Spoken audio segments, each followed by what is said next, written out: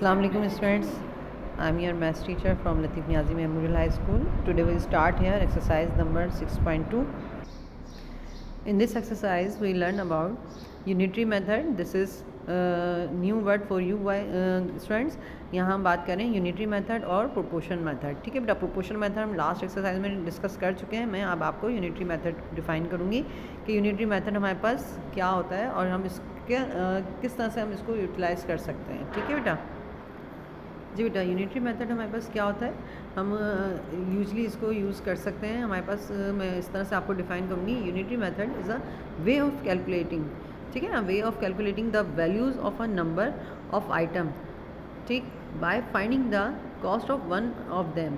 अब यहाँ पे कहा जा रहा है हमारे पास यूनिटरी मेथड जो एक तरीका है कैलकुलेट करने का किसी भी वैल्यूज़, किसी भी नंबर के वैल्यूज़ को और नंबर ऑफ आइटम्स. ठीक है, नंबर ऑफ आइटम मीन्स आपका जो आइटम है, जैसे बुक्स हैं, कॉपीज़ हैं, कोई भी, by first finding the cost of one, यानी आपके पास जो दी गई ये वैल्यूज़ हैं उनके में से पहले एक की वैल्यू फाइंड आउट करनी है. Cost of one of them, उनमें से किसी पहले वन की वैल्यू फाइंड आउट करनी है. यूनिटरी मेथड जो है वो हम can we use the calculate the cost measurement like litres and times. अब ये मैंने जो बात की है बेटा, मैं इसको यहाँ पे आपके एग्जाम्पल के तौर पे बताऊँगी. अब मैं एग्जाम्पल कैसे करती हूँ, जैसे सपोज़ मैं अब यहाँ पे आपको एग्जाम्पल बता रही हूँ बेटा. हम यहाँ पे सपोज़ कर लेते हैं आपके पास, जी बेटा, जैसे हम बात कर रहे हैं अपने पास यूनिटरी मेथड में इस एग्जाम्पल की. यहाँ पे कहा जा रहा है हमारे पास इफ़ द कॉस्ट आपके पास मौजूद है कितनी बेटा, if the cost of 10 similar books. ठीक है बेटा, 10 सिमिलर बुक्स की कॉस्ट जो है हमारे पास 500 रुपीज़ है. आपने फाइंड क्या करना है, find the cost of 15 books. अब आपको पहले आपको ये बताया जा रहा है कि अगर 10 बुक्स, अब 10 बुक्स की बात हो रही है और 15 की फाइंड करनी है. अब फिर वही बात आ गई, यूनिटरी का वर्ड जो है बेटा यूनिट से निकला है. ठीक है बेटा, यूनिटरी मेथड जो है, यूनिटरी बात करें हम, यूनिट से निकला है ये वर्ड. तो देखिए यहाँ पे 10 आपके पास बुक्स जो है वो है आपके पास दी गई हैं, वो कितनी गई हैं, 500 रुपीज़ की आई हैं. और कितनी की कॉस्ट फाइंड करनी है, 15 बुक्स की कॉस्ट फाइंड करनी है. तो हम इसमें सबसे पहला काम क्या करेंगे, यहाँ पे unitary to solve and unitary method हम फाइंड करेंगे. सबसे पहले वन बुक की कॉस्ट फाइंड करेंगे. अब वन बुक की कॉस्ट फाइंड करने के लिए आपको मालूम है किस मेथड पे चलेंगे, वो मैं आपको समझाती हूँ.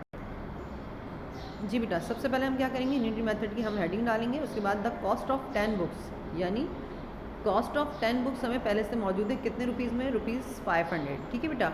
फिर अब कॉस्ट, अभी यूनिटरी मेथड की बात हो रही है, मैं आपको बता रही हूँ कि हम पहले 10 की दी गई है, 15 की फाइंड करनी है, लेकिन उससे पहले हम 1 की फाइंड करेंगे.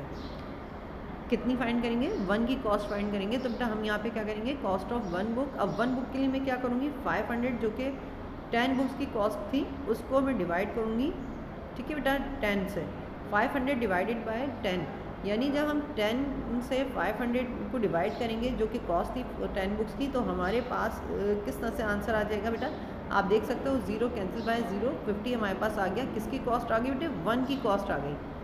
अब इस 1 की कॉस्ट जो आई है इसको हम यूटिलाइज़ करेंगे to finding the cost of 15 books, यानी एक की कॉस्ट फाइंड होगी तो हम 15 की तरफ जा सकेंगे. अभी उससे पहले उसने 10 की बता दी थी और फिर हमें कहा कि 15 की फाइंड कीजिए. जब हमें 1 ही की नहीं पता होगी तो बेटा हम 15 बुक्स की कैसे फाइंड करेंगे. तो हम आफ्टर द एंड हम क्या करेंगे, 15 बुक्स की कॉस्ट फाइंड करने के लिए हम क्या करेंगे बेटा, 15 को 50 से मल्टीप्लाई कर देंगे. आपके पास, आपको पता है कि जब ज़्यादा की मालूमात हमें किसी एक की कॉस्ट दी गई थी, ज़्यादा की फाइंड आउट करनी होती है तो हम उसको लिए क्या करते हैं बेटा, मल्टीप्लाई करते हैं. ठीक है बेटा. इसी तरीके से हमने यहाँ पे इसको अप्लाई किया, 15 multiply by 50 we get there 750 rupees and that the cost of 15 books, यानी कॉस्ट ऑफ 15 बुक्स हमारे पास आ गई 715. 1 बुक की कॉस्ट थी 50 रुपीज़, 10 बुक्स की कॉस्ट थी 500. इस मेथड को बेटा हम यूटिलाइज़ करेंगे हमारे पास इस एक्सरसाइज में. Now we start here exercise number 6.2 and in this exercise the book saying here solve the following problems by unitary method and proportional method. यानी आपको दी जाने वाली जो प्रॉब्लम्स हैं आपने दो तरीक़ों से सॉल्व आउट करनी है. एक आपके पास आ जाएगी यूनिटरी मेथड एंड सेकेंडली आपके पास आ जाएगा प्रोपोर्शनल मेथड. बेटा प्रोपोर्शनल मेथड बेटा मैं आपको कल बहुत अच्छी तरह से समझा चुकी हूँ. मैं यहाँ पे उसको आपको गाइडलाइन करूँगी उसके लिए. ठीक है, अब मैं यहाँ पे यूनिटरी मेथड आपको सबसे पहले बताऊँगी. यूनिटरी मेथड हम अभी जो हमने एग्जाम्पल की है बेटा उसी को फॉलो करते हुए हम यहाँ पे बात करेंगे. यहाँ पे नंबर 1 हमारे पे जो वर्ड प्रॉब्लम है, द प्राइस ऑफ 15 शेयर्स. आप फॉलो करें, 15 शेयर की कॉस्ट ₹4500 है. ठीक है बेटा, ये बात कंप्लीट हो गई हमारे पास. अब ये कह रहे हैं if the price of such 20 book, आपके पास 20 चेयर्स, अगर आपके पास यहाँ पे कहा जाए 4500 जो 15 चेयर्स की कॉस्ट है, बिल्कुल उसी जैसी 20 चेयर्स की कॉस्ट फाइंड आउट करनी है आपने। तो अब 15 की भी हमें मालूम है और 20 की फाइंड करनी है। तो 15 की तो चले हमें दी गई है कि इतनी हमारे पास टोटल कॉस्ट है। जब हम यहाँ पे 20 की कॉस्ट फाइंड करेंगे, उसके लिए उससे पहले हमें 1 की कॉस्ट फाइंड करनी होगी, यानी चेयर जो है हमारे पास जो दी गई है, एक चेयर की कॉस्ट फाइंड करेंगे तो बेटा हम यहाँ पे 20 की फाइंड आउट करेंगे। और ये बहुत आसान तरीका है बेटा, मैं सॉल्व आउट करके बताती हूँ आपको।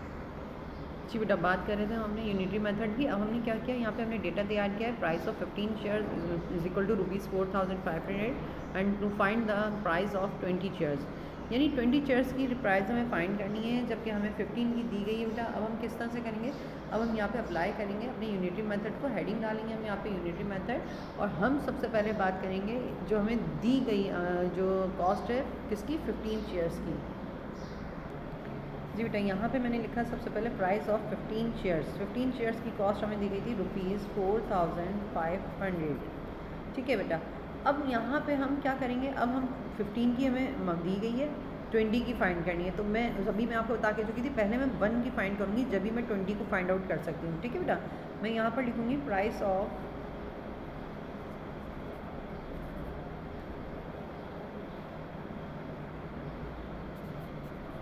1 चेयर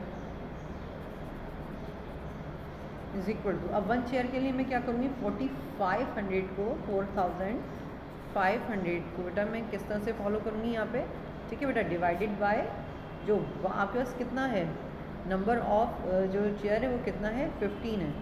ठीक है बेटा, तो मैं क्या करूँगी, 15 1 ज़ा 15, 15 3 ज़ा 45 एंड हमारे पास कॉस्ट आ गई 1 चेयर की ₹300। 300 हमारे पास एक चेयर की कॉस्ट आ गई। अब हमारे लिए इजी हो जाएगा बेटा किसकी फाइंड करने में, 20 चेयर्स की कॉस्ट फाइंड आउट करने के लिए हम प्रोसीजर यूज़ कर रहे हैं बेटा। यहाँ पे हम लिखेंगे प्राइस ऑफ 20 चेयर्स, तो हम क्या करेंगे बेटा, 300 मल्टीप्लाई बाय, ठीक है बेटा, 20, 300 यूनिट हमारे पास हमने बात की थी कि यूनिट से निकला है, यानी 1 की कॉस्ट 300 आ गई।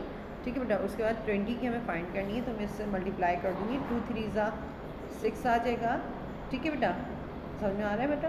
हमेशा याद रखिएगा, जब ज़ीरो डिजिट से मल्टीप्लाई हो रहा था तो हम यहाँ पे नंबर को जो हमारे पास मौजूद है उसको हम मल्टीप्लाई करते हैं, 2 3 ज़ा 6, और उतने ही ज़ीरो हम अपने नंबर के आगे लगा देते हैं। ये हमारे पास ट्रिक्स होती हैं मल्टीप्लाई करने की, इसको आप रफ में चेक कर सकते हो बेटा। ठीक है बेटा, जैसे मैं आपसे यहाँ कहूँगी 300 को आपने 20 से मल्टीप्लाई करना है, तो बेटा आप 20 0 ज़ा 0, 20 0 0, 20 3 ज़ा 60, तो हमारे पास 6000 आ गया। दैट मीन्स कि 6000 is the total cost of your 20 chairs. ठीक है बेटा, तो हमें यहाँ पे क्या था रिक्वायर्ड, हमारे पास क्या था,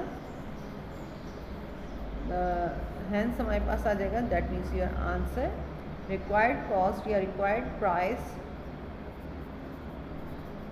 of 20 chairs is equal to ₹6000। This is your answer बेटा।